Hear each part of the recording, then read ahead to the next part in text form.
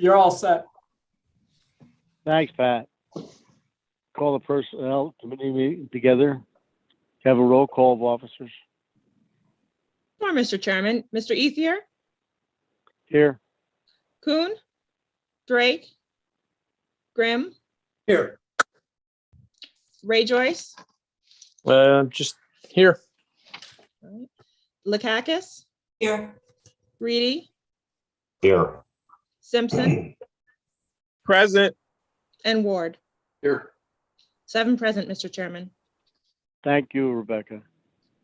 First thing on the agenda.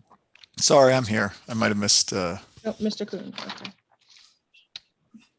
8 present, Mr. Chairman. Would you like me Thank to you. read item 1? Would you please Item 1 is approving the previous minutes. take a motion? So moved. Second. Second. Anybody opposed? It's unanimous. Thank you. Next. We're going to take items 3 and 4 before item 2 tonight. So item 3 is appointment of members to the Albany County Ethics Commission. And Mr. Alderson perhaps is here. Is he there? Go ahead and speak.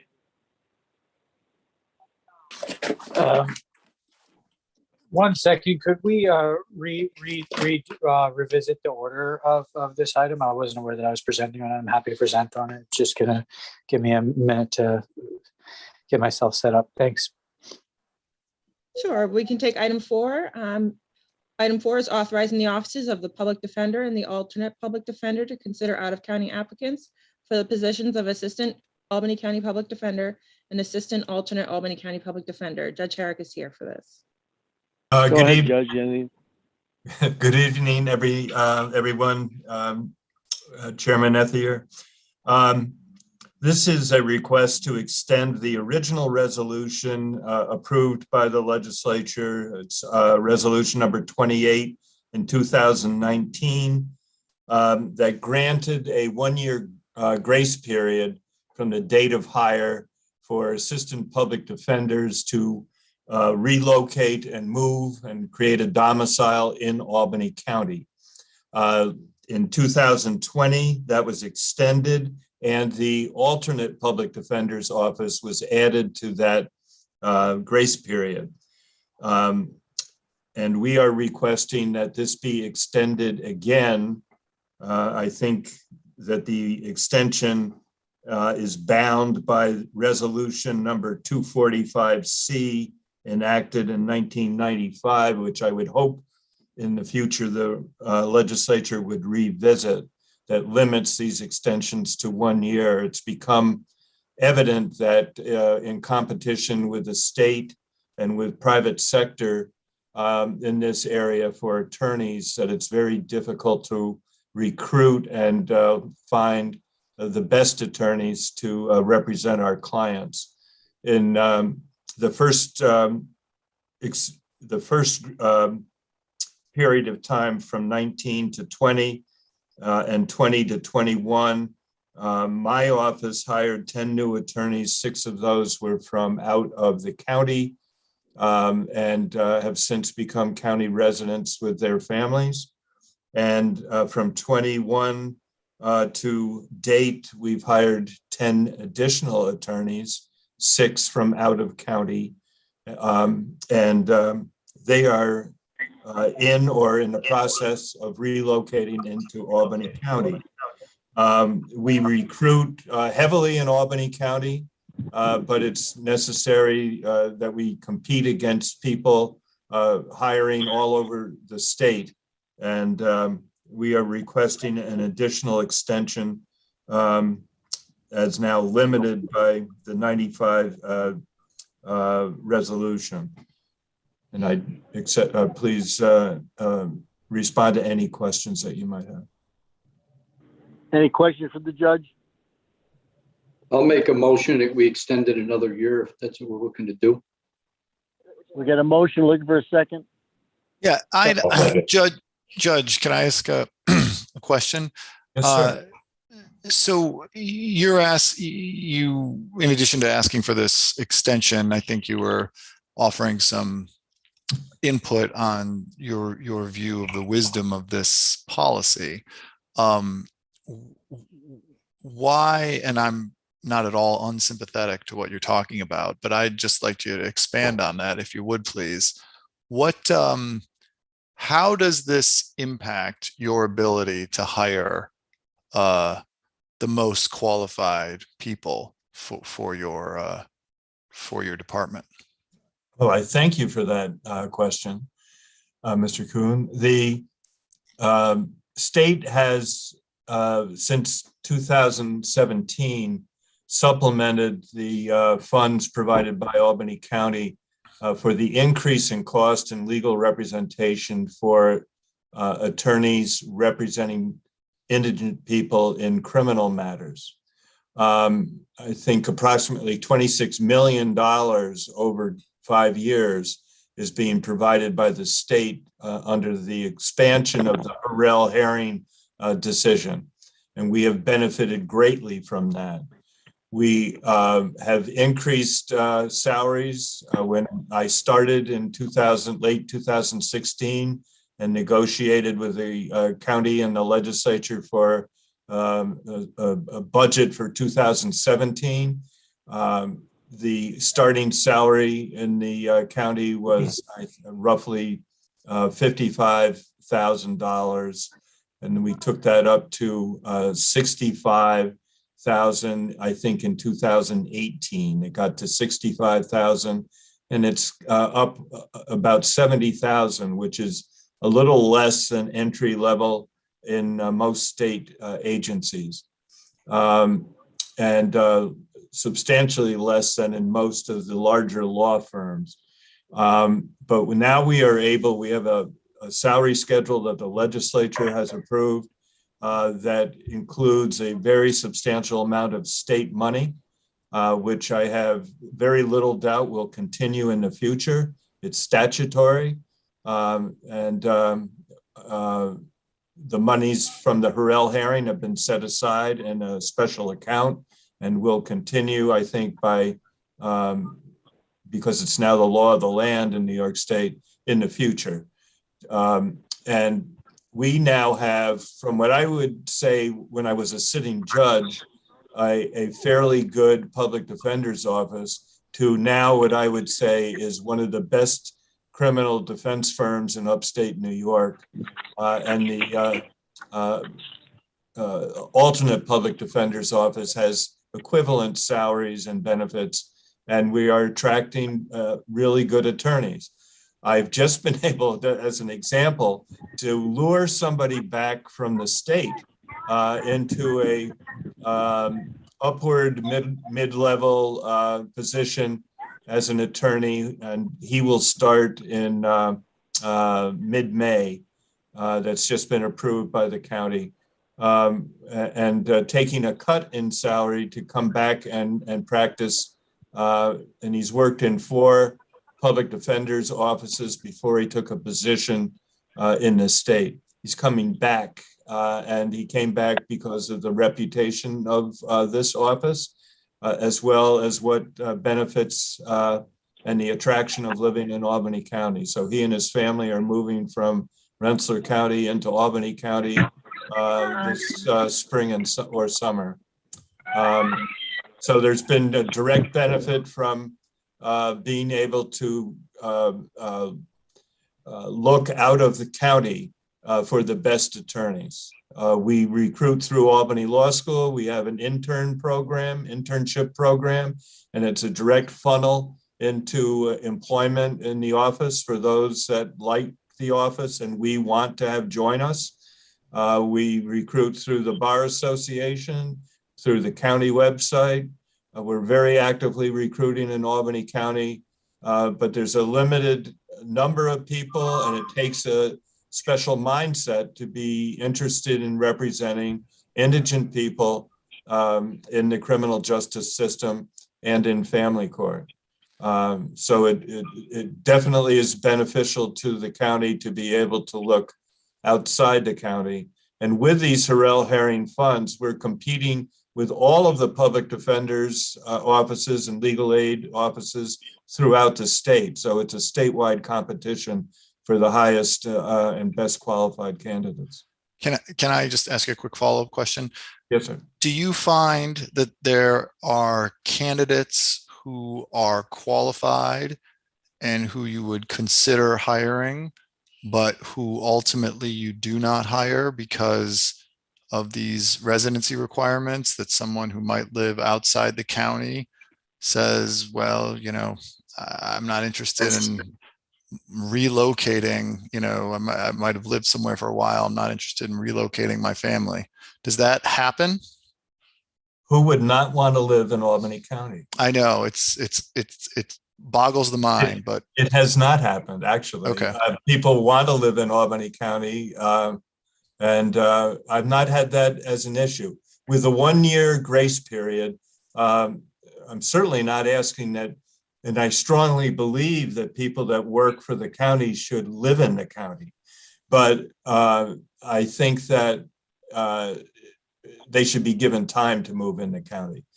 Kids are in school, people are changing jobs, it's a whole family often that's moving. So there are issues that would prevent somebody from being a resident of Albany County who we really want to have join us, who is not currently a resident of Albany County. okay, great. Thanks.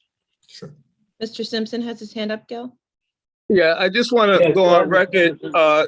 to say that, as a former state employee, the county is at a significant disadvantage because of the very robust salary that the state provides compared to the county. I left the state in 2001 making $60,000. That exact same position right now pays almost $100,000. So when you proportionately account for the largest salary for attorneys and the fact that there are 71 state agencies, it makes sense to provide all the support that the judge needs to get the most competitive employees. So I just wanted to have that on the record. Thank you. And Mr. Ethier, there is a motion by Mr. Ward and a second by Mr. Reedy. I'm sorry, jumped the gun on that. Gil, did you want to? Mr. Ethier, Yes, go ahead. did you want to call the motion? Oh, yeah, the motion, I thought I made that. I thought the motion was made earlier. Look for a It second was. on it. There's a pending motion by Mr. Ward and a second by Mr. Reedy. Okay, call for the vote. Aye. Aye. Aye. Aye. Aye. And it looks like unanimous. What's next, Rebecca? All right. Thank you, Judge. Thank you very much, Thank you, everyone. Judge. Thank you. Thank you, Judge Harris. Is someone from the executive's office ready for number 3, or should we move to item 2? I can speak to that if you'd like. Okay, Mr. Riley's here. This is appointment of members to the Albany County Ethics Commission.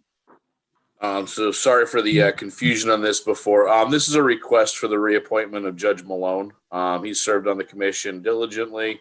And we just asked for his reappointment. We're lucky to have his service. And for those of you that know him, you'd probably agree. I'll make the motion. Looking for a second? Second. Okay. Any questions? Call for the vote. Aye. Aye. Aye. Anybody opposed? Unanimous. What's next, Rebecca? Thank you very much. Thank you. Thanks, Dave.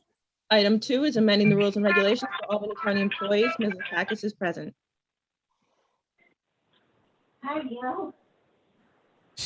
May I? I think someone needs to mute their line. Usually Gil. Mr. Ether, I think you got some background noise. Yeah, okay, so go ahead now. Can I go ahead? I just wanted to let you all know that I received quite a few, Jeff and I received quite a few bits of input today from many different places. And because this has been a cooperative process this whole way through, and we have been soliciting input from many places, and when you know, as when you do that, that doesn't always work out that everybody gets everything they want, but we're doing our best to see that the document reflects, as is possible, everyone's suggestions. So as it happens, we're going to table it this evening because we received some late input that we can't work through today. And we'll be putting another version out for your review.